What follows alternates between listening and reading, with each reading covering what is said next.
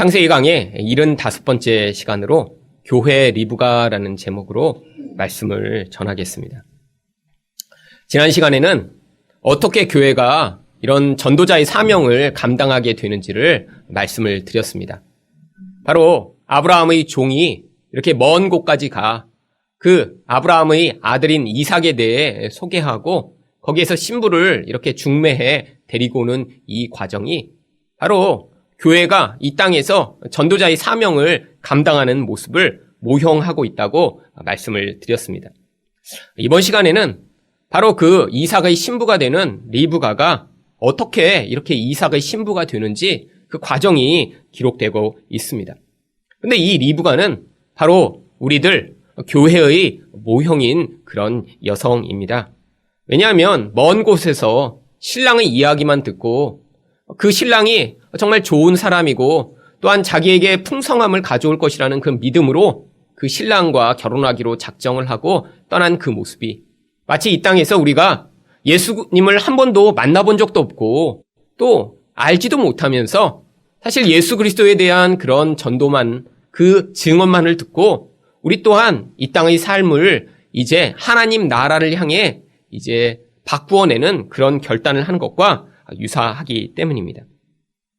바로 그래서 오늘 본문 전인 27절까지는 이렇게 이 리브가를 이삭의 신부로 선택하기 위해 이 종이 어떤 일들을 했으며 어떤 하나님의 은혜가 있었는지를 우리가 보았습니다. 이 모든 일들이 일어난 다음에 바로 일어난 일이 바로 28절과 29절입니다. 소녀가 달려가서 이 일을 어머니 집에 알렸더니 리브가에게 오라버니가 있어 그의 이름은 라반이라 그가 우물로 달려가 그 사람에게 이르러. 이 28절과 29절에 반복되는 단어가 있습니다. 어떤 단어죠?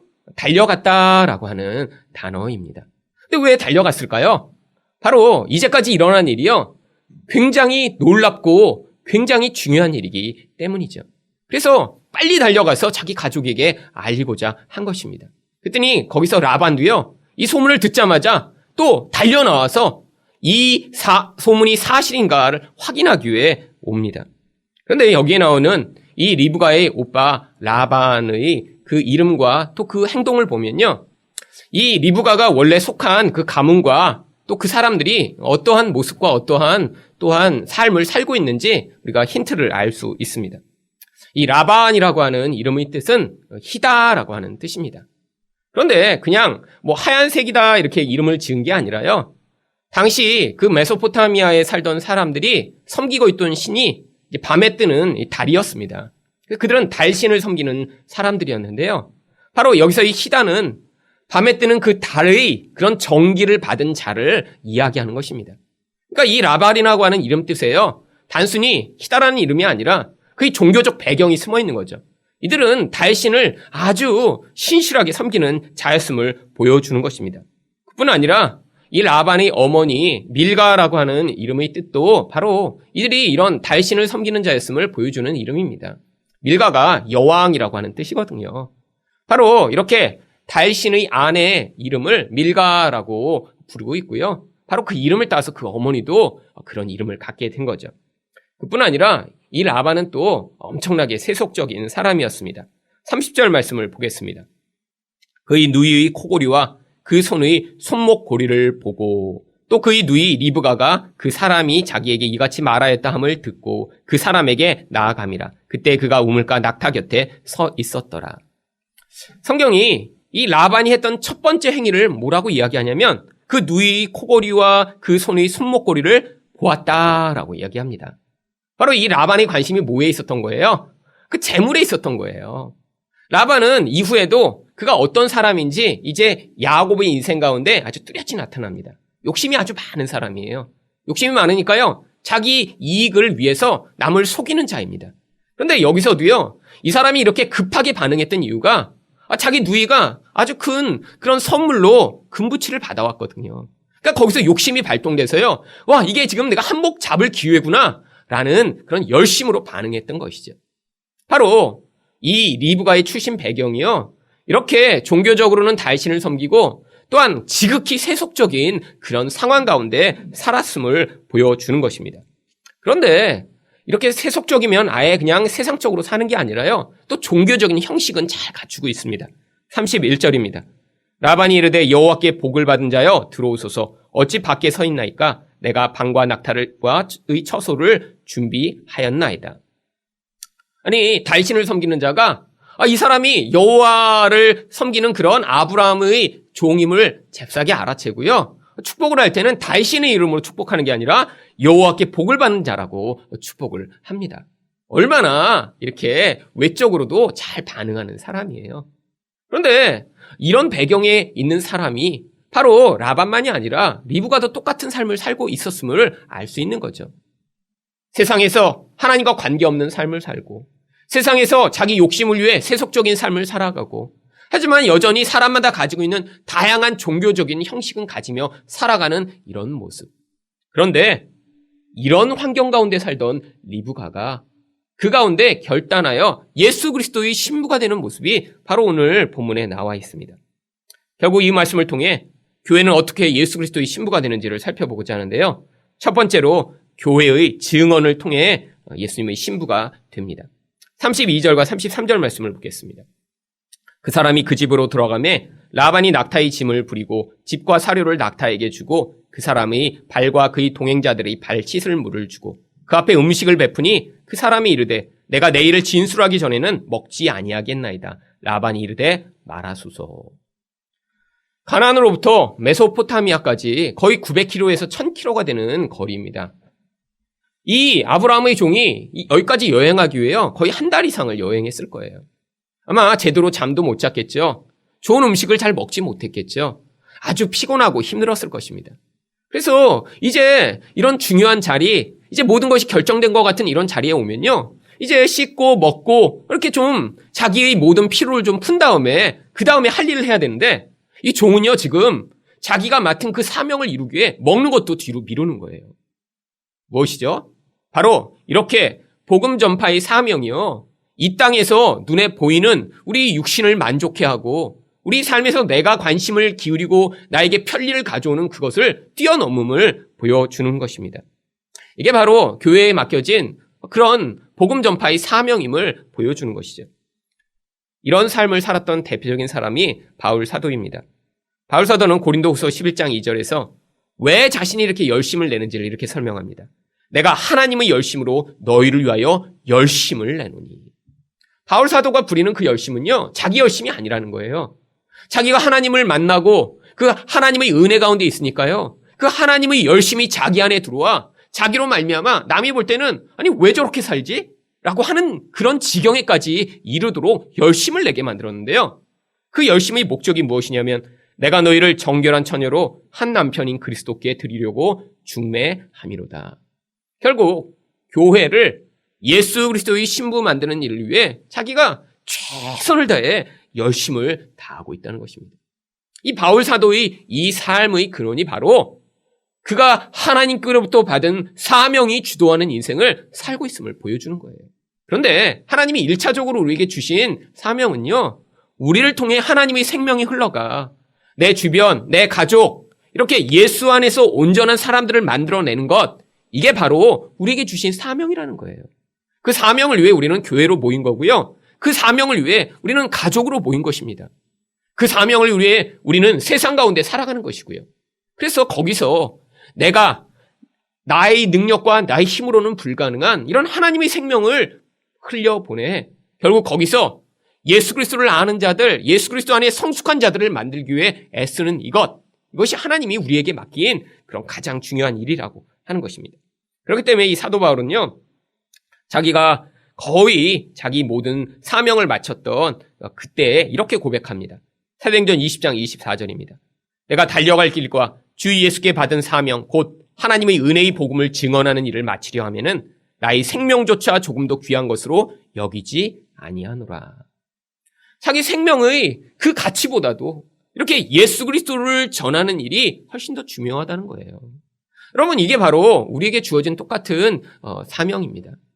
여러분, 하나님이요, 우리 각자마다 우리 모습과 능력과 모양대로 우리를 통해서 그렇게 생명이 흘러가도록 우리를 그 자리에 세우신 거예요. 그래서 우리를 통해 이렇게 이 사명이 주도하는 인생을 살게 될 때 거기에서 무엇을 경험하는 줄 아세요? 하나님의 능력과 은혜를 더 크게 경험하게 되는 것입니다.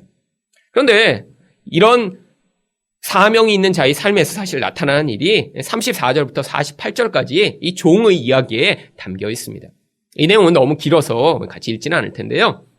바로 우리가 지난번에 보았던 종이 이렇게 메소포타미아까지 오게 된 과정, 그리고 거기에서 어떤 일을 경험했는지 다시 그 모든 내용을 이 종이 라반과 가족들한테 진술을 합니다. 그 내용을 종합하는 무엇인가요? 하나님이 아브라함에게 크게 복을 주셨다는 것입니다. 그런데 그 복을 아브라함만 받은 게 아니라 이제 그 모든 재산과 풍성함을 그 아들 이삭이 다 물려받았다는 것이죠. 근데 지금 며느리가 없다는 거예요. 근데 이 며느리를 바로 자기 동족에게서 찾고자 자기가 온 것이고요. 어떻게 이런 동족 가운데 이런 며느리를 찾는 이런 일을 자기가 감당할까 고민하다가 기도하고 하나님께 나에게만 물을 주지 않고 낙타에까지 물을 주는 이런 사람을 만나면 내가 하나님이 보내신 사람이라고 알겠다라고 기도했더니 바로 그 순간에 리브가가 와서 요청하지도 않았는데 낙타에게까지 물을 줬다는 거예요. 그리고 그 일이 다 이루어지는 걸 본 뒤에 바로 물어보니까 바로 이 리브가가 아브라함의 형제의 그런 딸임이 나타났다는 거죠. 이런 모든 고백을 통해 이제 하나님이 내 삶에 함께 하셨고 내 사명이 무엇인가를 진술을 합니다. 그리고 나서 49절에서 이 종이 무엇을 이야기하냐면 이제 당신들이 인자함과 진실함으로 내 주인을 대접하려거든 내게 알게 해주시고 그렇지 아니할지라도 내게 알게 해주셔서 내가 우로든지 좌로든지 행하게 하소서. 여러분, 이 아브라함의 종이요. 이렇게 됐으니까 그 리브가는 내가 반드시 데려갈게요. 이렇게 이야기하는 게 아니에요. 지금 당신들이 결정하라는 거예요. 자, 내가 내 할 일을 다 했으니까 나는 이제 당신들이 여기서 선택하기를 내가 지금 기다리고 있습니다. 그래서 내가 이렇게 하던 저렇게 하던 그 리브가를 데려갈 수 있게 당신들이 허락하던 아니던 내가 알 수 있도록 지금 답을 달라고 이야기하는 것이죠. 여러분, 이게 바로 전도입니다. 전도를요, 누구를요, 억지로 끌고 오고 억지로 예수 믿게 하고 억지로 강요하고 내가 가진 힘으로 이렇게 무릎 꿇려서 넌 예수 믿을 거야 안 믿을 거야 이렇게 하는 것이 아니라는 것이죠. 여러분, 지금 이 이슬람과 기독교가 아주 치열하게 사실 대립을 하고 있습니다. 근데 이게요, 요즘 일어난 일이 아니고요. 지금 수천 년간 쌓여온 것이 이런 형태로 나타난 것입니다. 여러분, 옛날에 이제 기독교가 막 확산되기 시작했을 때 기독교가 했던 일이 뭐냐면요. 다른 종교를 믿거나 이런 사람들을 잡아다가 칼을 대고 예수 믿는다고 하면 살려주고 그렇지 않는다면 죽어버린다고 한 다음에요. 많은 사람들을 죽였습니다. 특히 십자군 전쟁 때는요. 그 일들을 위해 수십만 명이 동원돼서 사실은 많은 피가 흘려졌어요. 예루살렘에는 유대인도 살고 있었고 이슬람도 살고 있었고 심지어는 기독교 신자들도 그냥 공존하고 살고 있었어요. 그런데 이렇게 무력으로라도 하나님 나라를 확장해야 된다고 착각한 사람들이 몰려가서요. 그 예루살렘에 있던 사람들을 강제로 개종하거나 그 개종을 받아들이는 사람을 죽이기 시작했습니다. 십자군 전쟁 때 그래서 얼마나 참혹한 사륙이 벌어졌는지요. 이 예루살렘에는요. 말이 이렇게 다니는데 말 발굽 그 무릎까지 피가 흘렀다고 그래요. 그런데 이런 식의 학살, 이런 식의 강요의 결국이 무엇인 줄 아세요? 결국 이 중동에 사는 사람들은요. 기독교인이라고 하면 치를 떨게 되는 민족적이고 문화적인 그런 상처를 가지게 된 거예요. 그래서 지금도 그런 상처의 결과가 계속 나타나는 것이죠. 여러분, 기독교는 힘으로 확장되는 것이 아닙니다. 기독교는 예수 그리스도가 보인 대로 십자가의 능력으로 향상되는 거예요. 많은 사람들이 착각합니다. 내가 이렇게 잘 나가고 내가 성공하고 내가 높은 자리에 가면 사람들이 나를 보고 예수를 믿을 것이다. 아니요. 여러분, 그렇게 힘으로 예수 그리스도가 확장되는 것이면 예수님이 이 땅에 오셔서 그 하늘의 능력을 이 땅 가운데 보이셨겠죠. 로마 군인을 한 번에 다 죽이시고요. 얼마나 그가 강력한 분이신가를 보여주셨겠죠. 근데 예수님이 어떻게 우리에게 복음을 전하셨나요? 가장 낮아지는 모습으로 복음을 전하셨습니다. 예수 그리스도가 보이신 그 낮아짐을 세상 사람들은 할 수 없는 일이에요. 힘을 가진 자, 아니 힘이 없는 자도 실제로는 낮아지는 것을 가장 꺼려합니다. 자기 부끄러움이 드러나고 자기 연약함을 남이 알게 되는 것을 세상 사람들은 가장 두려워하는 거예요. 근데 예수 믿는 자는요. 그런 자리에까지 서서 거기에서 복음과 은혜를 보여주는 자들이라고 하는 것입니다. 그런데 이 종이요, 이렇게 이야기를 했더니 이 이야기를 듣고 사실 리브가가 반응한 거예요. 여러분, 이 이야기를 듣고 사실 자기가 결혼할 신랑에 대해서 뭘 알 수 있었죠? 아, 늦게 태어난 아들이구나. 늦둥이라는 걸 알 수 있습니다. 또 아버지가 재산이 많다고 하는데 아버지의 재산을 받았구나. 그 다음에 이런 과정 가운데 하나님의 인도하심이 있었구나. 사실 이거에는요, 아무런 정보가 없어요. 그런데 그냥 그 이야기를 듣고 이 리브가는요, 내가 가겠습니다 라고 하는 그런 믿음의 반응을 하게 된 것이죠. 이게 바로 우리 성도들이 똑같은 삶에서 나타나는 것입니다. 그래서 우리를 뭐라고 부르냐면 베드로전서 1장 8절에서 9절 보시면 예수를 너희가 보지 못하였으나 사랑하는도다. 이제도 보지 못하나 믿고 말할 수 없는 영광스러운 즐거움으로 기뻐하니 믿음의 결국 곧 영혼의 구원을 받음이라. 베드로가 뭐라고 얘기합니까? 우리가 예수님을 보지 못했는데도요, 사랑하게 되었다고 얘기하는 거예요. 여러분, 이게 바로 하나님의 그런 사명을 맡은 교회가 복음을 선포할 때 나타나는 일입니다. 여러분, 예수님을 보여줘서 사람들이 믿게 됐나요? 기적이 많이 나타나니까 교회가 부흥하게 됐나요? 아니에요. 복음의 능력으로 바로 예수 믿는 자들이 늘어나게 되고 예수를 아는 자들이 점점 늘어나게 된 것이죠. 이 복음이 가져오는 놀라운 능력입니다. 두 번째로 교회는 어떻게 예수님의 신부가 되나요? 하나님의 인도하심을 통해서입니다. 50절에서 라반과 부두엘이 뭐라고 답을 하죠? 라반과 부두엘이 대답하여 이르되 이 일이 여호와로 말미암았으니 우리는 가부를 말할 수 없노라. 아니, 이런 상황을 다 듣고 났더니요, 그게 너무나 명확하게 하나님, 여호와라고 하는 그런 신의 그런 결국임을 알게 된 거예요. 이게 바로 하나님의 백성이 구원받는 과정 가운데 이렇게 하나님의 인도하심과 하나님의 개입이 명확함을 결국에는 고백하게 되는 자리에 서게 된다는 것입니다. 그러니까 그들이 뭐라고 답을 하죠? 51절입니다. 리브가가 당신 앞에 있으니 데리고 가서 여호와의 명령대로 그를 당신의 주인의 아들의 아내가 되게 하라. 여러분, 이렇게 하나님의 백성의 삶 가운데 결국에는 예수를 믿도록 만드는 그런 하나님의 인도하심과 특별한 개입이 존재한다는 거예요. 물론 이게 꼭 기적의 형태로 나타나지 않을 수도 있습니다. 여러분, 누군가의 전도해 보셨나요? 예수 믿으라고 얘기해 보셨나요? 말을 잘하면 설득이 되나요? 아닙니다. 하나님이 마음을 준비하시고 개입하시고 인도하시는 과정 가운데 그게 받아들여지는 것이죠. 여러분, 지식적으로 설득해서 되는 게 아니에요. 보이지 않는 예수님을 믿도록 하는 건데 이게 인간의 지혜와 능력으로 불가능한 것입니다. 거기에서 하나님의 개입이 존재하는 거예요. 물론 그것이 이런 나타나는 형태로 나타날 때가 있습니다. 특별히 한국 교회 가운데도요. 지난 60년대, 70년대에는요. 정말 불모지 같은 이런 한국 가운데 예수 그리스도를 아는 자들이 많이 나타나도록 하시기 위해 하나님이 기적이라고 하는 그런 도구를 사용하실 때가 있었어요. 사실 저희 가정에 복음이 들어온 것도요. 이런 놀라운 하나님의 기적을 경험한 다음이었습니다. 저희 어머니는 예수를 믿으셨지만 저희 아버지 쪽 가문은 전혀 예수를 믿지 않는 가문이었거든요. 근데 저희 어머니랑 아버지가 이제 사귀기 시작하시고 결혼을 준비하시면서 저희 이제 할아버지죠, 저희. 그러니까 제 어머니의 시아버지 되시는 분이 그때 이제 술을 많이 드셔갖고요. 간경화로 이제 돌아가시기 일보 직전이었습니다. 저희 어머니가 이렇게 시아버지 될 분이 당장 돌아가시게 생겼으니까요.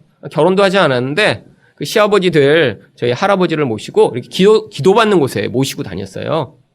근데 그 당시 이렇게 유명한 이렇게 치유 사역을 하던 분이 많았습니다. 현신의 권사님이라고 있으셨대요. 근데 그분한테 이렇게 모시고 와서 기도를 여러 번 받았는데 병이 나으신 거예요. 그래갖고요, 저희 가문에 그래서 복음이 들어왔어요. 근데 제가 그냥 김씨가 아니라 안동 김씨입니다. 네. 이게 좀 이렇게 양반과 뭔가 이렇게 관련이 있는. 근데 이제 저희 할아버지가 그 안동 김씨 그 문중에 이제 세 번째셨대요. 근데 이렇게 거의 죽어가던 사람이 이제 병원에서도 이제 소용이 없다. 이제는 치료할 건 우리는 다 했고 이제 집에 가서 이제 임종을 기다리면 된다 하던 분이 멀쩡하게 살아나니까 이제 가문에서 허락을 하신 거예요. 너는 이제 예수 믿고 살아났으니까 이제 너희 가족은 예수를 믿어도 된다. 그리고 문중 제사에 더 이상 참여하지 않아도 된다고. 그래서 저희 가족에 예수님이 들어왔습니다. 사실은 근데 뭐 그 다음에도 계속 이렇게 기적이 일어나는 건 아니에요. 시작할 때 그런 다음에는요. 그 다음에 저희 어머니 눈물과 기도와 고통을 통해 이제 한 사람 그 다음에 예수 믿는 사람들이 늘어나기 시작했고요. 그런 결과가 나타난 것이죠. 여러분, 이런 기적이 아니더라도 하나님이요, 하나님 백성의 삶에 돌아보면요, 인도하심이 반드시 있어요. 제가 돌아보니까요, 저 인생 또한 제가 하나님을 개인적으로 만나도록 하시기 위해 하나님이 개입하신 흔적들이 너무 많이 있습니다. 여러분, 저희 부모님이 예수님을 믿으니까 자연스럽게 예수님을 믿게 된 건가요? 아니에요. 제 인생 또한 하나님이 저를 하나님의 백성으로 부르시기 위해 수없이 개입해 오셨어요. 물론 기독교라고 하는 테두리에 자랐습니다. 하지만 저희 연약함, 저희 인생의 부족함, 또 좌절의 과정들을 통해 하나님이 그때마다 개입해 오시고 거기서 그 복음이 무엇인가, 하나님이 누구신가를 알게 하시고 경험하게 하시면서 거기에서 예수 그리스도를 나의 주로 고백하게 만드시는 그런 은혜가 나타났던 것이죠. 여러분, 이런 게 바로 하나님 백성 가운데 있는 눈에 보이지 않지만 하나님이 개입이며 인도하심입니다. 이렇게 해서 리브가가 이제 그 복음에 이제 반응하니까요. 이제 모든 상황들이 이제 끝난 거잖아요. 그러니까 종이 52절에서 여호와의 종이 그이들의 말을 듣고 땅에 엎드려 여호와께 절하고, 이 모든 일에 대한 결국을 하나님께 영광과 찬양을 돌립니다. 이게 바로 복음을 전하는 자의 교회의 모습이죠. 여러분, 이 종이 열심히 물론 했습니다. 아브라함의 사명을 감당하기 위해 애를 썼어요. 하지만 사람의 마음이 돌이켜진다는 것, 이렇게 반응한다는 것, 이게 사람에게 달린 게 아니거든요. 그것을 알기 때문에 이 종은요, 거기서 하나님이 역사하셨음을 하나님께 영광을 돌린 것입니다. 그리고 53절에서요, 은금 패물과 의복을 꺼내어 리브가에게 주고 그의 오라버니와 어머니에게도 보물을 주니라. 이제 본격적인 바로 신부값을 내므로 이 모든 결혼이 완전히 이제 확정될 수 있도록 만든 것이죠. 여러분, 예수 믿는 사람들이 인생을 돌아보면 이런 일들, 이런 기회들이 인생 내내 있었습니다. 하나님의 은혜가 우리가 낙심할 때마다 나타나고요. 우리 믿음을 세우시고요. 우리에게 개입해 오시죠. 물론 이렇게 처음에 결단하고 처음에 하나님을 향해 내가 예수님을 믿겠습니다라고 고백하는 그런 놀라운 개입과 은혜와 결단의 시간이 있지만요. 그 이후에도 하나님이 우리 인생 가운데 이 구원을 완성하시기 위해 끊임없이 개입해 오십니다. 그게 바로 은혜의 흔적이고 하나님을 믿는 자들이 삶에 나타나는 놀라운 그런 결국이죠.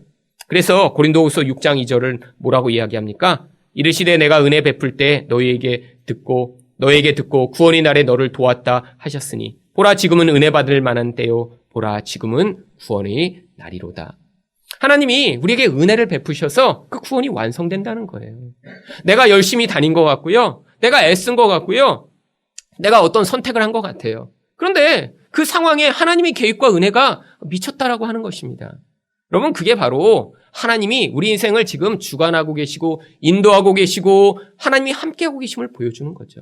여러분, 때로는요 굉장히 어두움과 굉장히 내적으로 공허한 상태를 지나갈 때도 있습니다. 아니, 왜 이런 때 하나님이 안 도와주시지? 왜 내가 이렇게 잘못된 상황 가운데 있는데 이때 빨리 개입하시지 왜 개입하시지 않나라는 생각이 들 때도 있죠. 그런데 그것도요 의미가 있다는 거예요. 이런 공허감과 하나님을 그렇게 깊이 있게 경험하지 못하게 만드는 환경 가운데 있을 때 오히려 이렇게 하나님의 은혜에 반응하게 되고 그 은혜를 사모하는 마음이 우리 마음 가운데 시작되고 확장되게 되는 것입니다. 마지막으로 교회는 어떻게 예수님의 신부가 되나요? 믿음을 통해서입니다. 54절 말씀을 보겠습니다.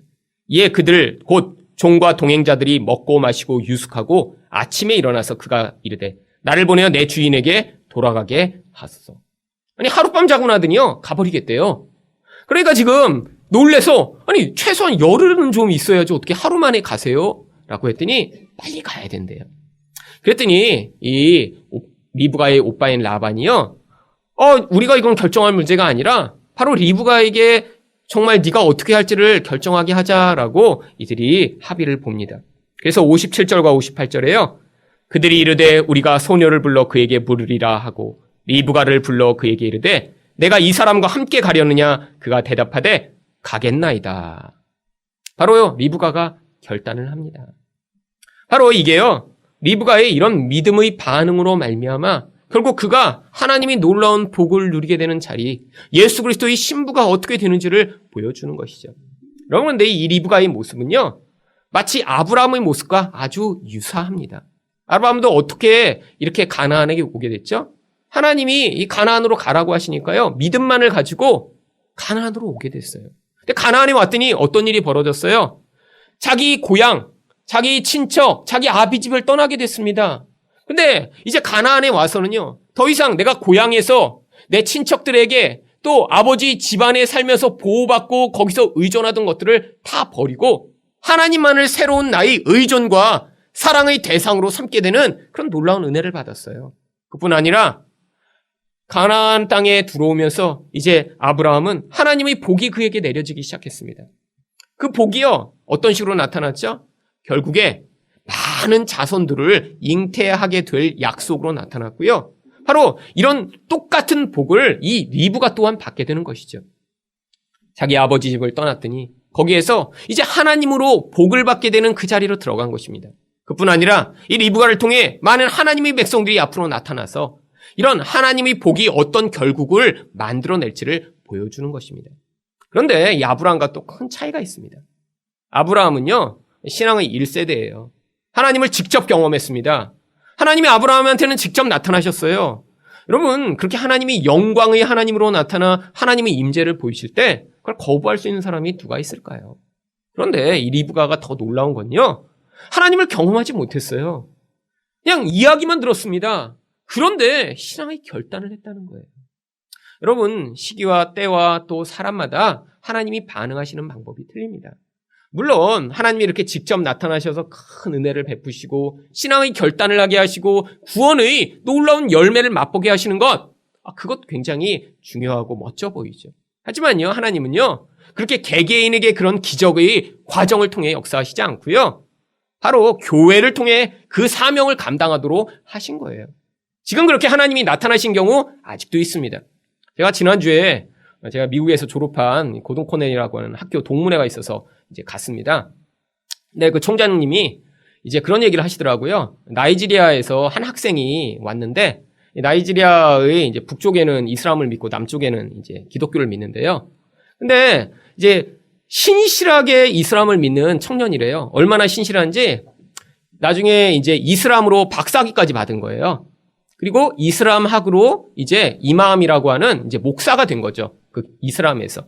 그래서 모스크에서 이제 섬기는 일을 하게 됐답니다. 근데 이 사람이 밤에 꿈을 꾼 거예요.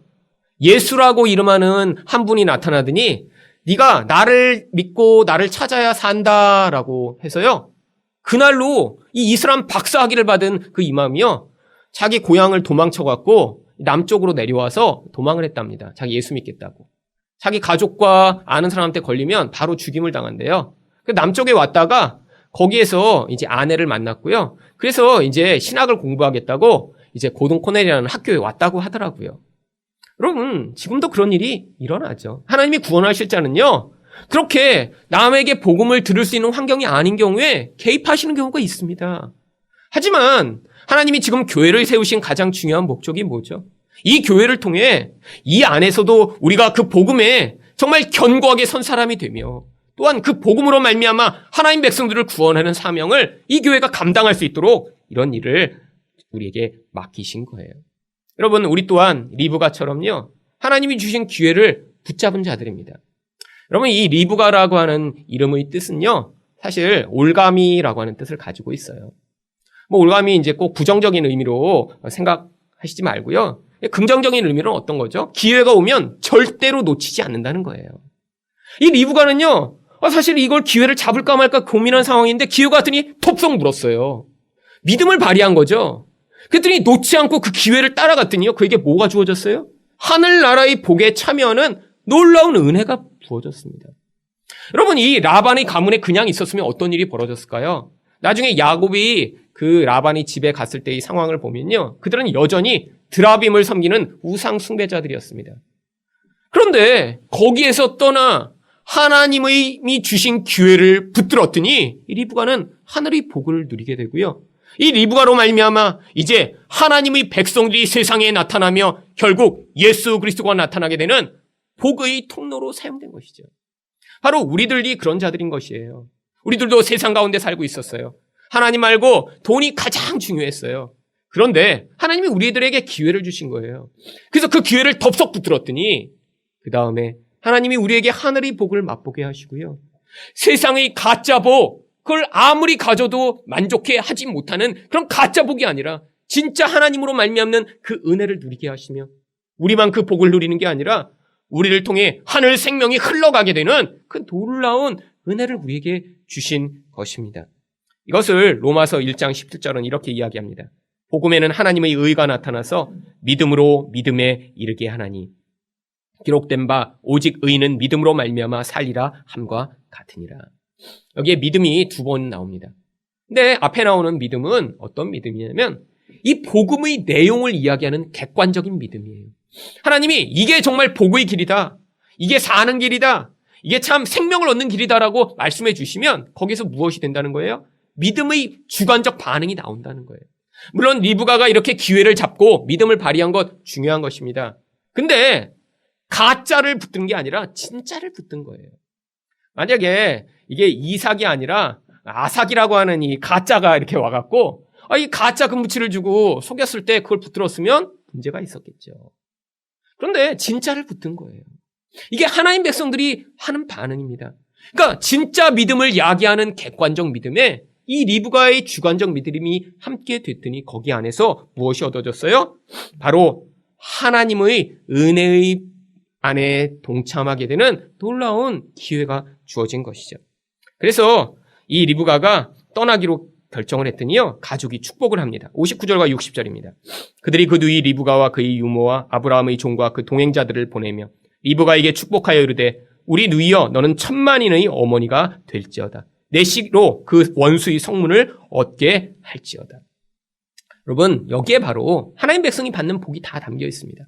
아니, 예수 믿지 않는 자들, 이렇게 하나님과 관계없이 사는 자들도요, 이렇게 하나님 나라의 목적을 위해 사용되는 거예요. 근데 이 축복이 이전에 한번 나왔던 축복입니다. 어디에서 나왔죠? 창세기 22장 17절입니다. 내가 내게 큰 복을 주고 내 씨가 크게 번성하여 하늘의 별과 같고 바닷가의 모래와 같게 하리니 내 씨가 그 대적의 성문을 차지하리라.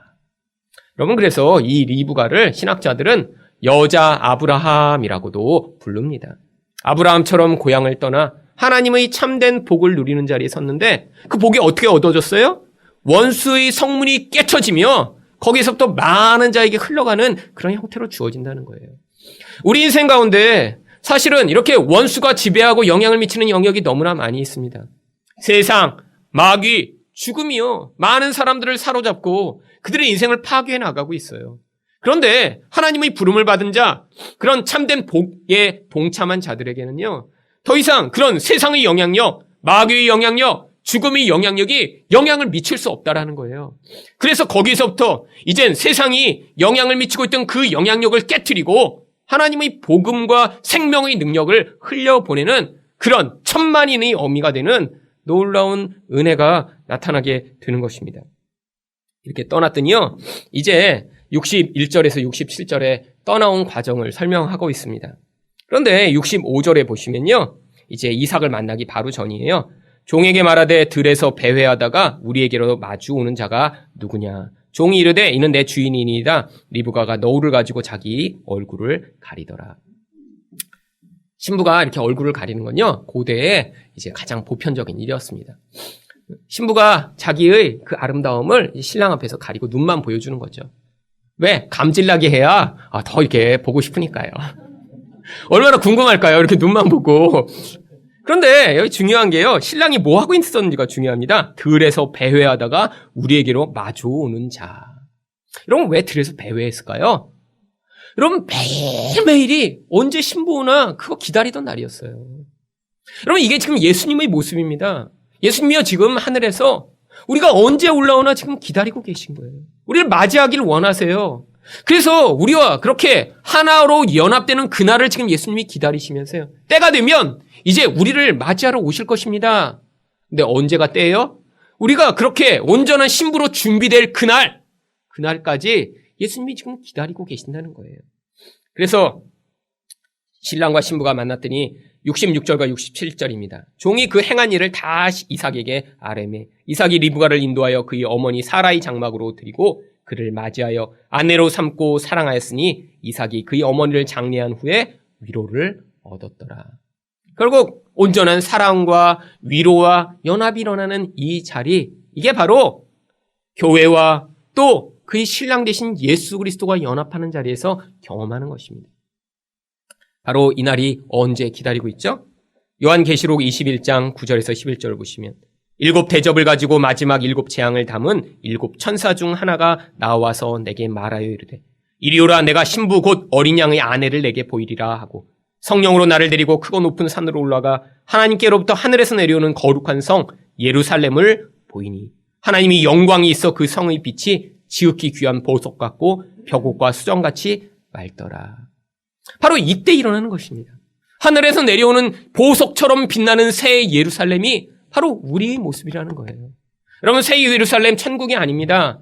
이거는요, 이 땅 가운데 우리 모든 죄악, 연약함, 부족함이 깎여나가서 보석처럼 빛을 발하게 되는 하나님의 백성으로 서게 된 우리 모습을 이야기하는 거예요. 바로 이 예루살렘 가운데 하나님과 예수님이 함께 거하시며 그 안에서 영원한 연합을 이루고 영원한 생명을 누리도록 만드시는 그 일을 이제 하나님이 이 땅에서 그 준비 작업을 하고 계신 거예요.